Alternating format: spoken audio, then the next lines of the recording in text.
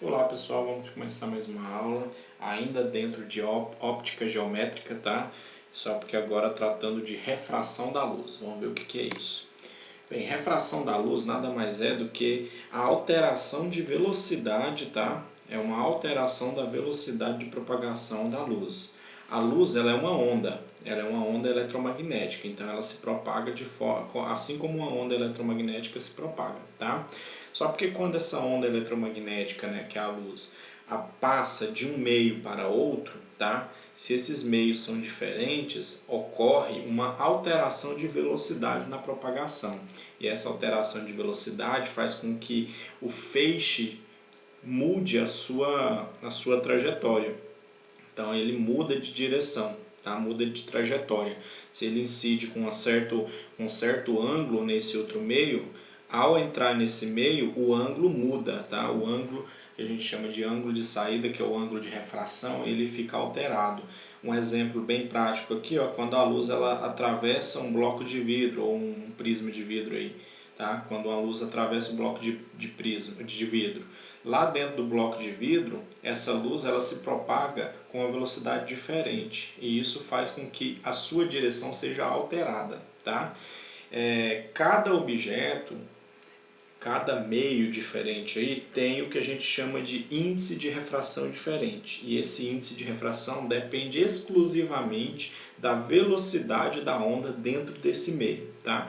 Por exemplo, dentro do vidro, a onda tem uma determinada velocidade. E isso vai gerar um determinado índice de refração.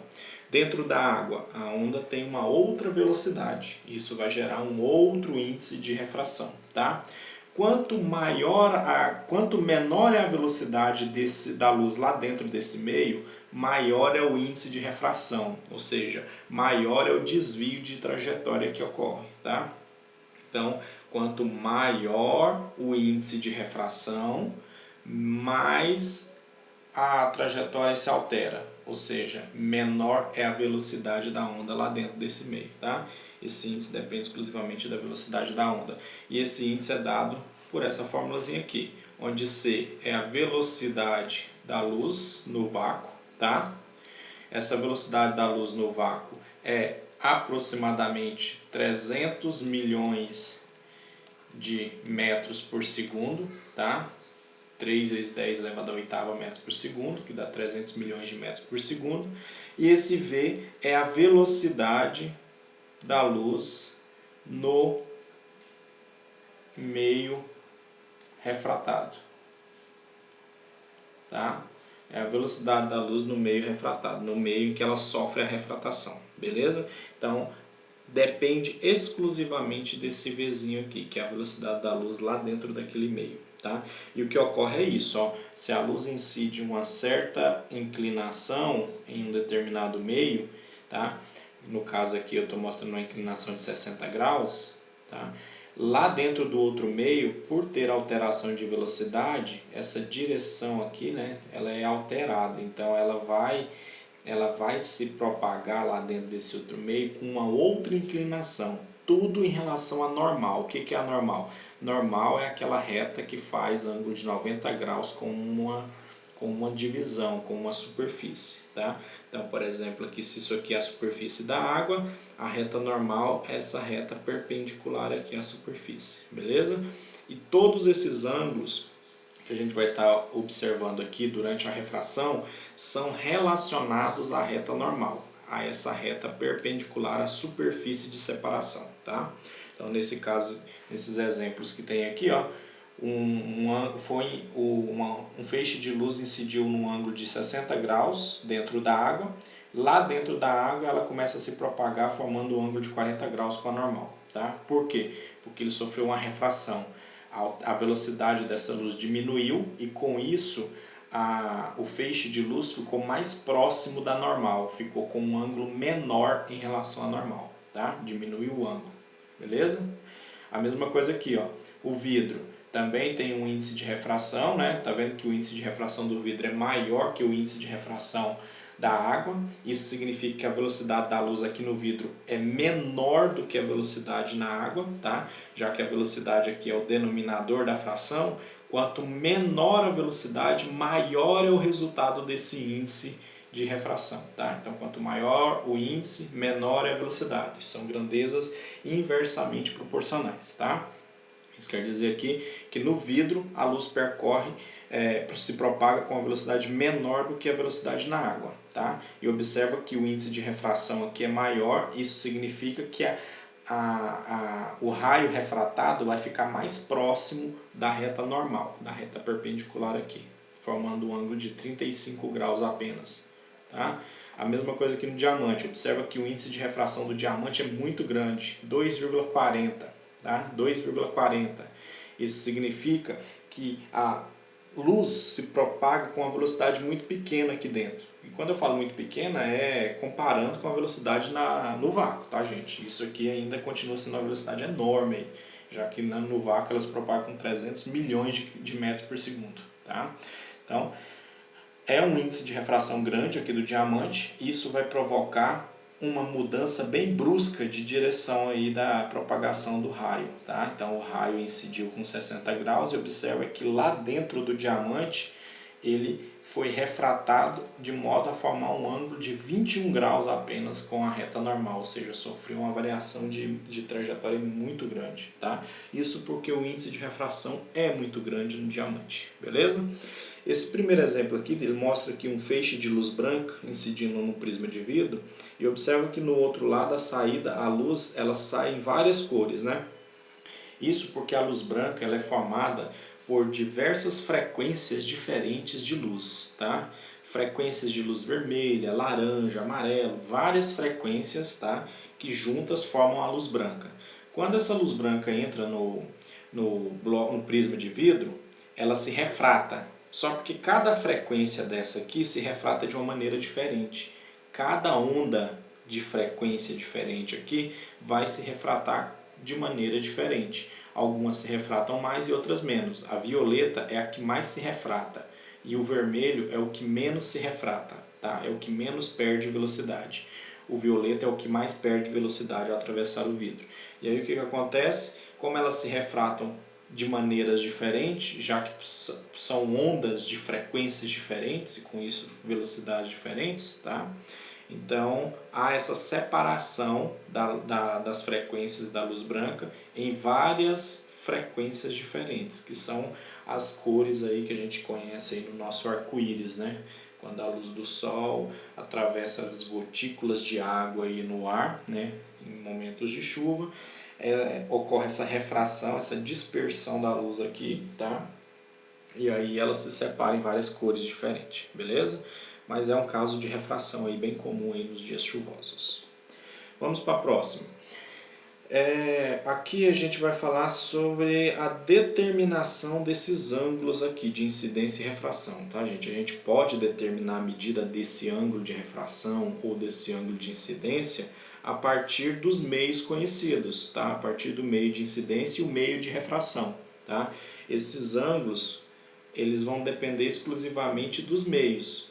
Um meio mais refringente, ou seja, um meio em que o índice de refração é maior, vai ter a trajetória do feixe mais próxima da normal, tá? Então vai formar um ângulo menor. Então esse ângulo vai depender desse índice de refração do meio que você está trabalhando, tá? Então o ângulo de refração e o ângulo de incidência, tá, vão ser determinados a partir do índice de refração dos meios em que você está observando esse feixe de luz, tá? Então, no geral, a gente usa muito essa regrinha aqui, ó. Elas são proporcionais. O índice de refração do meio incidente, tá? Isso aqui é o meio incidente, tá bom? Então, o índice de refração do meio incidente vezes o seno do ângulo de incidência é igual ao índice de refração do meio refratário, tá? Vezes o seno do ângulo de refração, tá? Então, existem dois meios, a luz ela vai ela vai passar pela separação desses dois meios de um meio para o outro. Então você vai ter um meio onde ela está incidindo e um meio onde ela está sendo refratada, tá?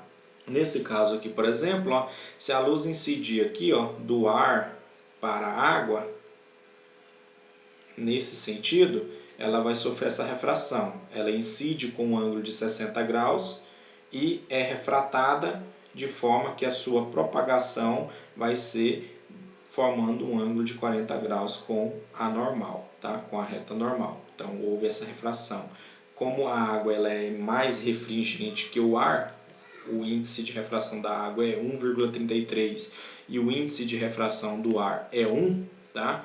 Então, como a água é mais refringente, a reta vai se aproximar da normal, tá? De modo que, se ela entrar com um ângulo de 60 graus, ela vai ser refratada lá com um ângulo de 40 graus. O oposto também, o inverso, né, também ocorre. Se ao invés de vir do ar para a água, se a luz estiver incidindo da água para o ar, ela também sofre essa mesma refração. Só porque como a água é mais refringente, a refração aqui no ar, né, ela vai formar um ângulo de refração maior do que o ângulo incidente. Aí agora a gente já tem aqui o ângulo de incidência, que é 40, e o ângulo de refração, que é 60. Mas essas duas medidas também são dadas por essa mesma formulazinha aqui. Só vai mudar os valores. Agora o N1 é 1,33, o I é 40 graus. Tá? O N2 é 1, e aí você vai obter o R como sendo 60 graus. Tá? Então, assim, a trajetória ela é de mão dupla. Do jeito que ela vai, ela volta. Tá? Então, se ela incide aqui do ar para a água, vai formar esse ângulo de refração 40 graus lá dentro da água. Né? Mas se ela incidir da água para o ar, tá? Se ela incide daqui para lá, tá? Vai formar o ângulo de refração 60 graus, porque aí o ângulo de incidência passa a ser 40, tá bom? Como se eles fossem complementos um do outro, tá? Nesse caso específico, se ele incide em 60 graus, ele refrata com 40. Se ele incide com 40, ele refrata com 60, tá bom? Nesse caso específico, com esse índice de refração, tá?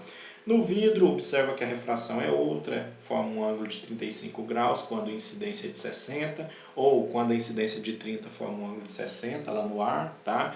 A mesma coisa aqui no diamante, ela possui ângulos de incidência e refração, ou refração e incidência diferentes, porque o índice de refração são diferentes. Então, todo o ângulo de incidência ou refração aí, ao atravessar um meio para o outro, depende exclusivamente do índice de refração desses meios, tá? Você vai ter um ângulo de incidência e vai obter um ângulo de refração, ou vice-versa, tá? Mas o ideal aqui é a teoria. Se você percebe que de um meio menos refringente para um meio mais refringente, com maior refração, a luz atravessa de um meio desse para o outro, você vai obter essa aproximação aqui com a reta normal, tá? No meio mais refringente, com maior refração, o feixe se aproxima da reta normal, tá? É isso que ocorre aí, beleza? Aqui é um outro caso aqui de refração, né? Só porque agora aqui a gente está trabalhando com a refração exclusivamente do meio mais refringente para o meio menos refringente, tá? Vamos supor que aqui a gente está trabalhando com a água, 1,33, que é o índice de refração dela, para o ar, que tem o índice de refração 1. Então, a luz está se propagando do meio de maior índice de refração para o meio de menor índice de refração. Quando isso ocorre, pode ser que a refração deixe de existir e passe a ser uma reflexão, tá? Ou seja, o raio de luz ele não consegue passar para o outro meio. Ele bate na superfície de separação e volta de novo para dentro do próprio meio. Tá? Esse é o caso de reflexão total. Tá? Só ocorre quando a luz vai se propagar de um meio de maior refração para um meio de menor refração. Determinados ângulos não possibilita a transferência da luz de um meio para o outro. Na superfície de transição, a luz ela sofre uma reflexão e volta de novo para o mesmo meio, tá? O que determina esse processo aí, né, de reflexão é um ângulo chamado ângulo limite. O ângulo que a gente chama de ângulo limite seria um ângulo em relação à reta normal, né, à superfície de separação, que excedesse uma determinada medida. Qualquer incidência além daquele ângulo vai provocar reflexão total. E como é que eu determino esse ângulo limite de reflexão? Tá? Pegando o índice de refração do maior, tá? O índice de refração do meio mais refringente, maior refração, menor refração, e dividindo pelo índice de maior refração. Essa razão aí, tá? O índice de refração menor dividido pelo índice de refração maior é que vai determinar o seno do ângulo limite. Usando uma tabelinha trigonométrica, você vai determinar aí qual seria esse ângulo. Por exemplo, aqui eu tenho um exemplo da água. Como eu disse, o índice de refração da água é de 1,33. O do ar é de 1, tá? Que é a velocidade da luz no ar é aproximadamente a velocidade da luz no vácuo. Então, é um índice de refração no ar, tá?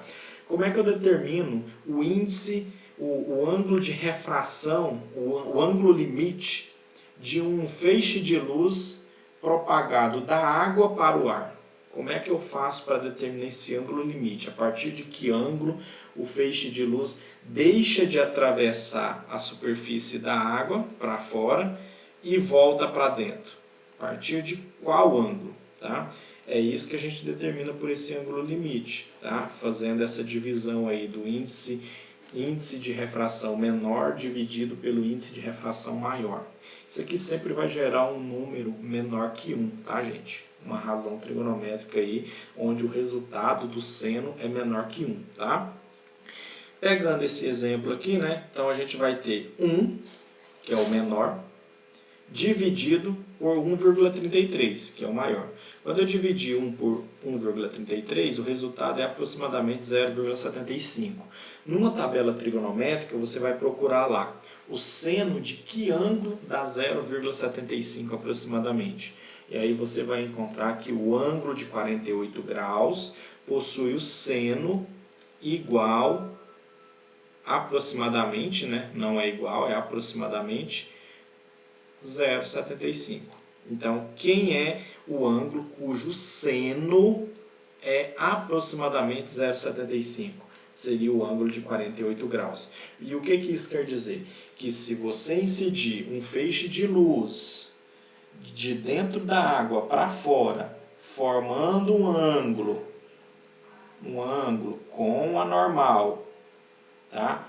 Menor ou igual a 48 graus, menor ou igual a 48 graus, ele vai conseguir sair, tá? Mas se esse ângulo passar de 48 graus, por exemplo, se ele for aqui de 60 graus, aí o que acontece com o feixe? Ele vai retornar para dentro da água novamente. Por quê? Porque o ângulo de incidência desse feixe excedeu o ângulo limite. Então, o ângulo limite seria o maior ângulo possível para que houvesse a refração do feixe do meio mais refringente para o meio menos refringente, tá? Caso você incida esse feixe com um ângulo maior do que 48 graus, no caso da água, esse feixe voltaria para dentro da água novamente, ele não sairia para o ar. Tá?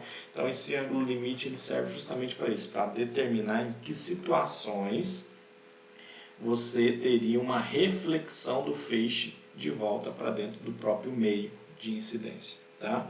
A partir do ângulo limite, ou seja, qualquer valor maior do que aquele ângulo limite vai fazer com que esse feixe tenha reflexão total. Tá? Por exemplo aqui, ó, incidência de 70 graus, voltou para dentro, já que o ângulo limite era 48, tá? Esses ângulos aqui, ó, são todos menores que 48. Esses ângulos aqui, tá? Menores que 48, por isso que ele foi refratado para fora. Mas esse ângulo aqui, ele já tem mais de 48 graus. Vamos supor que ele tenha uns 60 graus. Aí o que aconteceu? O feixe voltou. esse ângulo aqui, ó, tem 70 graus. O que aconteceu? O feixe voltou. Beleza? Última coisinha aí, né? Último assunto, tá? Aqui a gente vai ver como determinar a distância dos objetos ou das imagens até a superfície de separação dos meios. Quando a gente vê algum objeto dentro de um outro meio, como por exemplo dentro da água, submerso, tá? Aquilo que a gente consegue enxergar é apenas uma imagem relativa do objeto, tá? O objeto não se encontra naquela posição que você está vendo ele se encontra um pouco mais abaixo. Então, por exemplo, uma pessoa aqui nesse helicóptero, ao avistar um submarino submerso aqui, né, debaixo da água, ele está vendo sobre esse ângulo aqui, tá? Esse ângulo, ou seja, nessa trajetória. Então, ele está vendo o submarino aqui, seguindo a trajetória dele, tá? Porém, quando a imagem aqui, ó, passa do ar para a água, ela sofre uma refração. Então, os raios de luz aqui que estão chegando até o observador no helicóptero sofreu uma refração. Então, na verdade, aquela imagem que o observador está vendo não é a posição exata do objeto. É simplesmente uma posição relativa, tá? Como é que eu determino essa posição, então? Usando essa relaçãozinha aqui, ó, tá? Índice de refração vai sobre índice de refração vem é igual a P' sobre P. P' é a distância da imagem até a superfície de separação. P' seria essa distância aqui, ó. Distância da imagem até a superfície de separação. P é a distância do objeto até a superfície de separação, tá? P' é a distância da imagem relativa, que o observador está vendo. P é a distância real do objeto, tá? N vai é o índice de refração, do objeto que está sendo visto, tá? É de onde parte os raios para chegar até o observador. Então, o N vai é o índice de refração do meio onde está o objeto, tá? Então, nesse caso aqui é o da água, porque a imagem, para ser vista, o raio ele tem que sair do objeto, tá? Ele vem do objeto e vai até o observador, desculpa. Então, esse N vai é o índice de refração do observador. Para que a imagem seja vista, o raio de luz ele tem que sair do objeto e seguir até o observador. Então, aqui no objeto você vai ter o meio onde o objeto se encontra. Você vai ter o índice de refração de vai e no observador, né, você vai ter o índice de refração de vem. Ou seja, a luz vem daqui,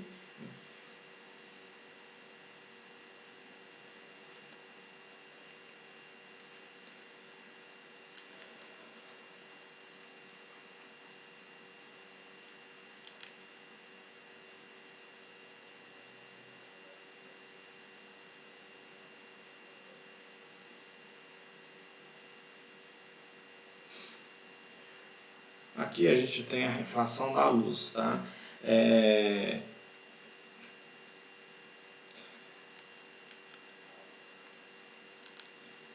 Aqui a gente vai usar essa formulazinha, essa relaçãozinha para determinar a posição real do objeto ou a posição da imagem, a posição relativa da imagem.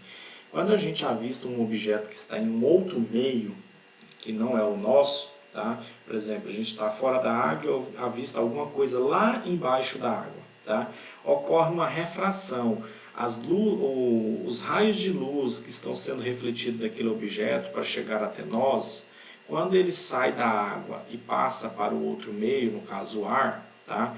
Ele sofre uma mudança de direção e isso provoca uma impressão de que a gente está vendo o objeto num ponto, mas na verdade ele está no outro, tá? Imagina aqui uma pessoa no helicóptero observando um submarino que está debaixo d'água, tá? A pessoa lá ela vai conseguir enxergar aquele submarino como se estivesse aqui, ó, como se ele estivesse seguindo uma visão em linha reta. Então ele estaria observando o submarino aqui nessa posição. Porém, quando os raios de luz atravessam a água aqui, tá, eles sofrem refração. E aí o que acontece? Essa refração, tá, é o que causa essa impressão de que a gente esteja vendo o objeto em determinada posição e na realidade ele está em outra. Então aqui o que acontece aqui? Por sofrer refração, a imagem que alguém observa num outro meio não é exatamente a posição do objeto. Tá? O objeto ele não está necessariamente naquela posição. A gente pode determinar a posição dele ou a posição da imagem através dessa relação. O índice de refração esse índice de refração é o índice de refração onde o observador está, tá? É o índice de refração do meio em que o observador está, porque essa imagem, os raios de luz aqui, eles têm que partir do objeto e vai até o observador, então os raios vão para o observador, por isso que esse N é o índice de refração do observador, e os índices eles vêm do objeto. Então, o índice de refração N são o índice de refração do meio onde está o objeto. Tá? Então, o objeto ele vai estar em um meio, que a gente vai chamar de N e vai para um outro meio, que é onde está o observador, que a gente vai chamar de N Tá? Então, não confunda aí, essa N seria o N do observador. Tá? E N o N do objeto observado, tá? Objeto. Beleza? Então, vem do objeto e vai para o observador. Esse P' e P são as distâncias. P' é a distância da imagem observada até a superfície de separação, tá? E o P é a distância real do objeto até a superfície de separação, tá bom? Então, a gente vai visualizar algum objeto em outro meio em uma determinada posição, porém esse objeto ele não está naquela posição, porque a luz, ao passar de um meio para o outro, sofreu refração, então mudou a sua trajetória. Então, se a gente avista isso aqui em forma de linha reta, você vai apenas avistar uma imagem aparente daquele objeto. O objeto não está ali na realidade, tá ok? Vamos ver um exemplo aqui, né, disso aqui. Ó. Um helicóptero está a 100 metros acima do nível do mar. Então tá aqui, ó, 100 metros. Certo? E seus ocupantes enxergam um submarino a uma profundidade de 300 metros. Está aqui. Tá? Enxergam o submarino a uma profundidade de 300 metros. Que é essa profundidade aqui. Conforme a figura seguinte. Aí eu pergunto, qual seria a profundidade real do submarino? Ele não está a 300 metros. 300 metros é apenas a imagem que o observador tem desse submarino, mas na realidade ele não está ali, tá? Por conta da refração. Tem como eu descobrir qual é a posição exata desse submarino, qual é a profundidade exata dele? Tem, basta usar essa regrinha aqui, ó, tá? Então aqui, a imagem, o observador está aqui, tá? Então, os raios de luz, eles vêm do submarino e vai até o observador. Então, a gente tem aqui o N é 1, que é no ar, tá? E aqui 1,33. Vou colocar 1,4 para ficar mais arredondado, tá? Então, o N é o índice de refração aqui onde está o observador, 1, sobre o N 1,4, igual P' é a distância da imagem observada, 300, e o P é a distância real do objeto. Multiplicando isso aqui, você vai ter P igual a 1,4 vezes 300. E aí 1,4 vezes 300 vai dar 420 metros. Então, na verdade, esse submarino ele se encontra a uma distância de 420 metros de profundidade e não 300 como a pessoa no helicóptero estava vendo. Tá? Então, use essa relaçãozinha aí para determinar a posição exata de um objeto em outro meio que se encontra em um outro meio, com outro índice de refração, tá? Basta ficar atentos a isso aí, ó. N vai é o índice de refração do observador, N vem é o índice de refração do objeto observado, tá? E P' e P são as distâncias da imagem e do objeto, tá bom? A mesma coisa aqui, ó. Olha esse outro exemplo aqui embaixo. Agora vamos supor que o helicóptero estava a 300 metros de altura, né? 100 metros de altura, desculpa. O helicóptero está a 100 metros de altura, certo? Sobrevoando a 100 metros. E alguém aqui, ó, observa esse helicóptero lá fora da água, tá? Agora o objeto é esse, o objeto observado, tá? E aquilo lá é o observador, então o objeto está aqui fora. A pergunta é, será que ele está vendo esse helicóptero a 100 metros de altura? Não, por conta da refração. Qual é a altura real desse helicóptero? Mesma coisa, só porque agora o N vai é o N aqui da água, 1,4, tá? Esse é o vai, tá? E esse é o vem. A imagem agora está vindo do helicóptero e vai até o observador. Sempre o observador, o N vai é sempre o índice de refração do observador, tá? No meio em que se encontra o observador. Então basta substituir. Então você vai ter aqui o N vai, que é o N do observador, 1,4, porque agora ele está lá no submarino, dividido pelo N do objeto, que é 1, que é o ar. E aqui você tem P', que é a imagem, não sei quanto é, mas o P é 100 metros, já que aqui ele disse que o helicóptero realmente estava 100 metros acima do nível do mar, tá? Multiplicando cruzado, você tem P' igual a 140 metros, ou seja, ele observou o helicóptero lá de baixo, mas ele observa o helicóptero um pouco mais alto do que na realidade ele está, tá? Observa que o objeto e a imagem observada nunca estão na mesma posição, por conta da refração. No geral, a imagem é sempre vista um pouco acima do que o objeto, tá? Porque, no geral, o índice de refração aqui muda. Do índice mais refringente para o menos refringente, a trajetória se afasta da normal. Então, você vai enxergar a imagem um pouco acima do que realmente ela está, tá? Do que o objeto está. De um meio menos refringente para um meio mais refringente, então você vai,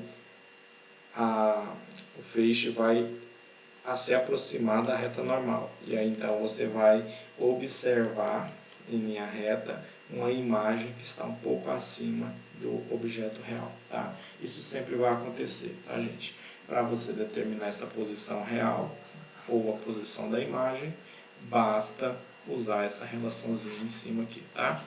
É até bom vocês trocarem essa... Eu peguei no livro de vocês, mas vocês podem trocar essa relaçãozinha aqui por N observador sobre o N do objeto igual P' sobre P, tá? Troca esse vai e esse vem por observador e objeto, que é o meio onde se encontra o observador e o meio onde se encontra o objeto, beleza? Espero que tenha entendido, gente. Bons estudos aí para vocês. Tentem fazer os exercícios e até a próxima.